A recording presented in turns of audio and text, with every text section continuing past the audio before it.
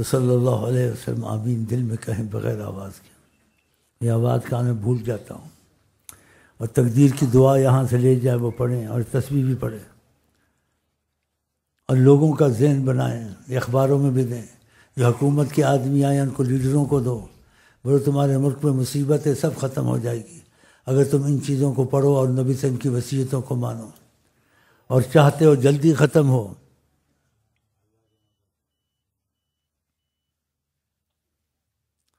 ان کو کہو اگر چاہتے ہو جلدی مصیبت ختم ہو تو نبی کریم حیات النبی ہیں، بولو جاؤ نبی صلی اللہ علیہ وسلم زیارت کرو، وہاں وہ اعتراف کرو ہم نے غلطی کی، ہم آپ کے غلام ہیں۔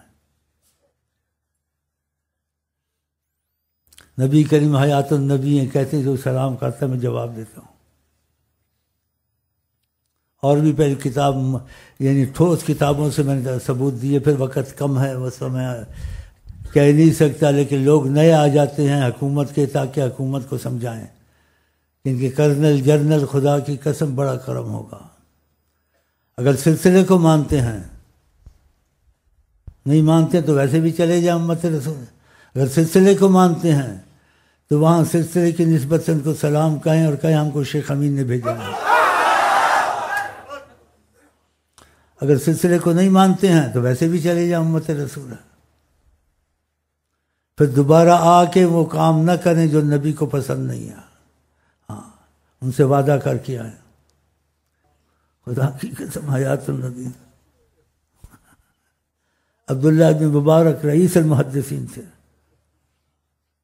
روضہ شریف کے پاس بیٹھے ہوئے تھے، اونگ آئی، آقا جی نظر آئے، کہا الحق اللہ عربی، جلدی بھاگو دیہاتی نکل نہ جائے، اس کو بولو تم نے جو کہا تھا تمہارا کام ہو گیا۔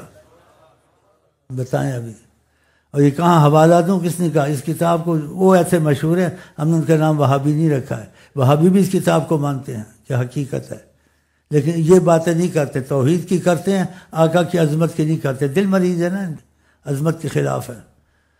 اور زیادہ میں بولنا نہیں چاہتا، ہم اس چیز کو پھیلانا نہیں چاہتے، لیکن جو ادریسی ہیں ان کو مضبوط کرنا چاہتے ہیں، اس لیے یہ باتیں۔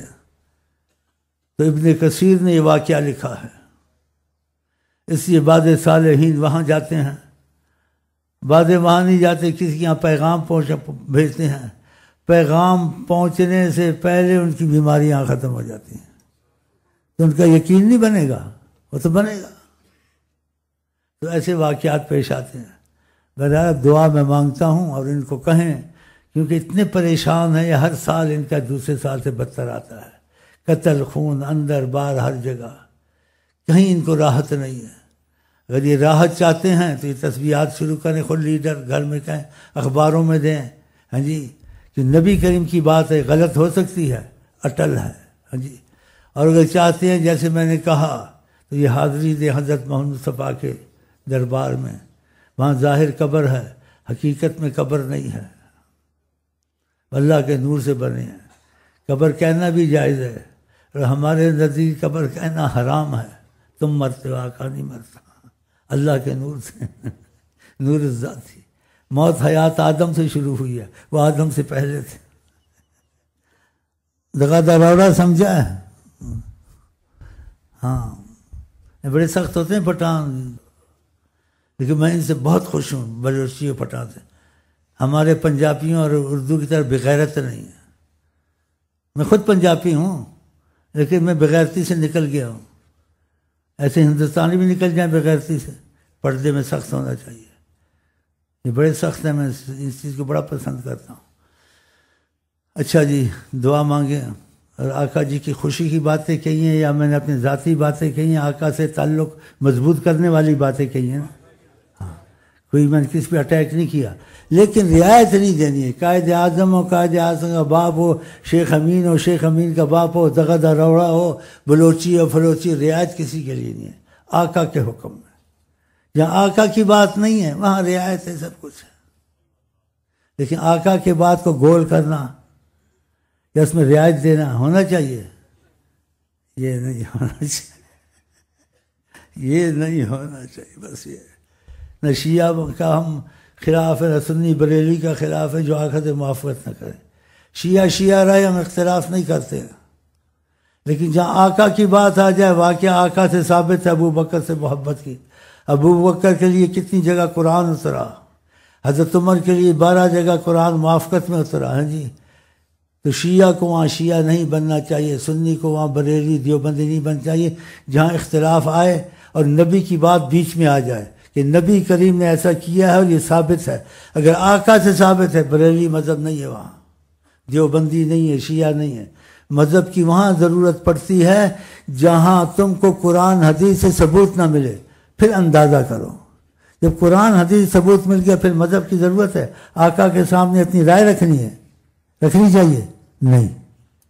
جہاں آقا کی بات نہ ملے، قرآن کی آیت نہ ملے، پھر شیعہ دیوبندی مذہب انسان چلا سکتا ہے، گنجائش ہے.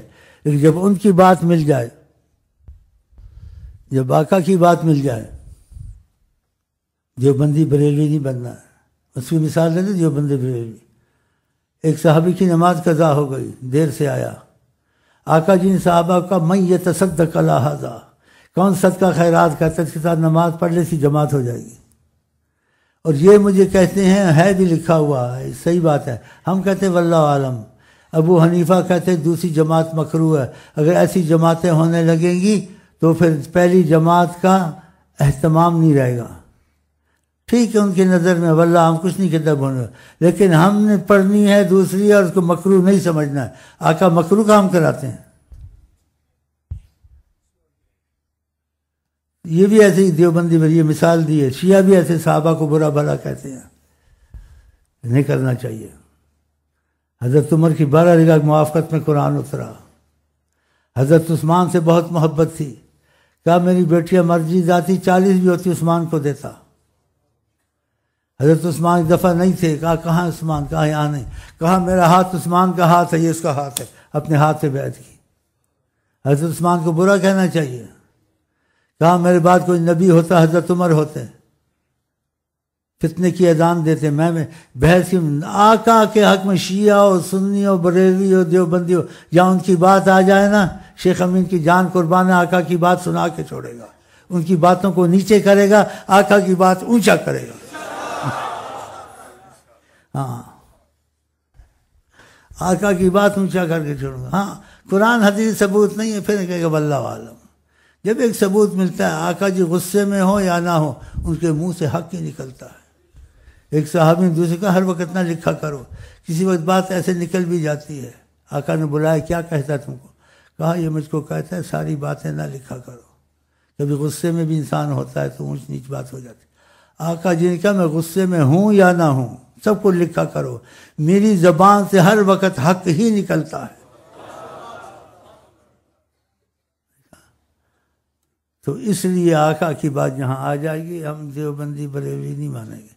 جیسے شام سے پہلے اس کو یہ احتیاط کر نہیں پڑتے، انکار تو نہیں کرتے دیوبندی بریلوی. شام کی اذان اگر ہو جائے، انسان 2 رکعت پڑھ لے مغرب سے پہلے، تو آقا نے اس کی رغبت ظاہر کی، حکم نہیں کیا. لمن شاء، جو چاہے. یہ کہتے پھر وہ انسان دور سے آتا ہے، وہ دیکھتا ہے وہ کیسے جماعت نکل گئی، واپس سے پڑھ لے تو ٹھیک ہے، نہ پڑھے بھی ٹھیک ہے. نہیں پڑھے نہ پڑھے ٹھیک نہیں ہے. آقا نے اس چیز کو چاہا ہے تو کہا ہے، نہ چاہتے تو نہ کہتے. تو مثالیں بھی دے دی ہیں. تو اب تمہاری تسلی ہو گئی. میری دکان پہ گزرا، وہاں لکھا تھا بائیسیکل کی دکان پہ یہاں تسلی بخش مرمت ہوتی ہے. میں نے کہا یہ غلط کہتا ہے، ہمارے پاس تسلی بخش مرمت ہوتی ہے. ہاں ہاں صحیح بات ہے. دعا مانگی نہیں مانگی بھائی، دعا پھر لگے میں دعا مانگ لوں. نماز کا ٹائم ہو گیا. میں لالچ سے آتا مجھے 2 جماعتیں مل جائیں. گھڑی گھڑی آ نہیں سکتا ہوں بیماری کی وجہ سے. تو نماز کے بعد کچھ دعا مانگ لیں گے. تو نماز کی تیاری کریں. میں سورۃ یاسین پڑھتا ہوں نماز سے پہلے. میں اپنی پڑھ لوں، جس نے وضو کرنا ہے یا نماز کی تیاری کریں. جب تک میں بھی پڑھ لوں پھر نماز پڑھ لیں. نماز کے بعد میں بیٹھ سکا تو آپ کے ساتھ جڑ کے بیٹھوں گا، نہ بیٹھ سکا تو خدا حافظ.